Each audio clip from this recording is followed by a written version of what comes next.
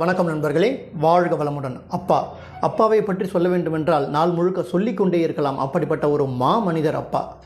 அவர் குடும்பத்தில் எப்படி என்று கேட்டால், மெழுகுவர்த்தி இருக்கிறது அல்லவா, அந்த மெழுகுவர்த்தி தன்னை எரித்து கொண்டு எப்படி வெளிச்சத்தை கொடுக்கிறதோ அது போன்ற அப்பா தன்னை இழந்து அந்த குடும்பத்தை தூக்கி நிறுத்துபவர் தான் அப்பா.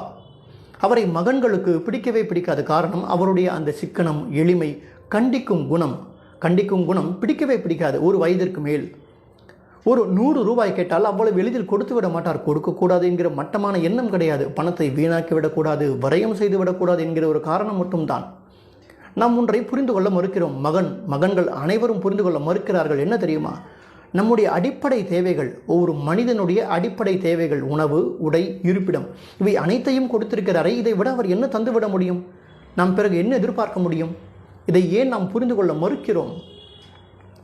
அப்பா தான் பார்க்காத உலகத்தையும் தன்னுடைய மகள் பார்க்க வேண்டும் என்று தன்னுடைய தோளில் சுமந்து கொண்டு உலகத்தை சுற்றி காட்டுபவர் அப்பா. அவரை புரிந்து கொள்ள வேண்டும். அவருக்கு ஏதாவது உதவிகள் தேவை என்றால் அவர் கேட்பதற்கு முன்பாகவே நாம் செய்ய வேண்டும். மருத்துவமனைக்கு செல்கிறாரா, அவருடன் சென்று வரலாம். அவருக்கு தேவையான உதவிகளை செய்து கொடுக்கலாம். மருந்து மாத்திரை வேண்டுமா, வாங்கி கொடுக்கலாம். அவர் எப்படி நம்மை பார்த்து கொண்டிருப்பார்? சிறு வயதில் கொஞ்சம் சிந்தித்து பார்க்க வேண்டும். நாம் குழந்தைகளாக இருக்கும்போது 1000 சொன்னாலும் அவர்களுக்கு நாம் என்ன செய்தாலும் அவர்கள் நமக்கு செய்ததே போன்று ஈடு ஆகவே ஆகாது. ஆகையால் இன்று ஃபாதர்ஸ் டே, இன்று அப்பா தினத்தில் மட்டும் அவர்களை தூக்கி வைத்து கொண்டாடினால் போதாது. வாட்ஸ்அப்பில் ஸ்டேட்டஸ் வைக்கிறேன், முகநூலில் வைக்கிறேன் என்று இன்று மட்டும் கொண்டாடினால் போதாது. தினந்தோறும் அவர்களை கொண்டாட வேண்டும். அதுதான் உண்மையான ஃபாதர்ஸ் டே. அதை விட்டுவிட்டு இன்று மட்டும் கொண்டாடினால் எந்த விதமான ஒரு பிரயோஜனமும் கிடையாது. ஆகையால் அப்பாவை புரிந்து கொள்ளுங்கள். அவர்களை சரியான முறையில் வழிநடத்துங்கள். அம்மா எப்படி என்றால் உணவு சாப்பிடு என்று சொல்லுவார். ஆனால் அப்பா அப்படி கிடையாது.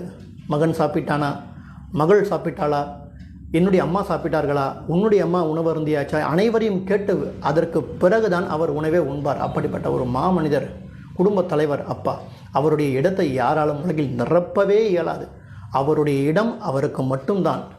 ஆகையால் அவர் இருக்கும்போது அவரை சந்தோஷமாக வைத்துக் கொள்ளுங்கள், தூக்கி வைத்து கொண்டாடுங்கள். பிறகு சிந்தித்து வருத்தப்பட்டு எந்த விதமான ஒரு பிரயோஜனமும் கிடையாது. தினந்தோறும் ஃபாதர்ஸ் டே தான், தினந்தோறும் அப்பாக்கள் தினம்தான். ஆகையால் அவரை தினந்தோறும் கொண்டாடுங்கள். அவர்களுடைய பெற்றோர்களுடைய ஆசீர்வாதத்தை நாம் அனைவரும் பெற வேண்டும். அப்போதுதான் நம்முடைய வாழ்க்கை சந்தோஷமாக இருக்கும். அவர்கள் வருத்தப்பட்டால் நாம் நன்றாக இருப்போம் என்பது சரித்திரமே கிடையாது. ஆகையால் அவர்களை சந்தோஷமாக வைத்துக் கொள்ளுங்கள். அனைவரும் புரிந்து கொண்டு அனைவரும் செயல்படுவோம். அப்பாக்களை தூக்கி வைத்து கொண்டாடுவோம். நன்றி, வணக்கம், வாழ்க வளமுடன்.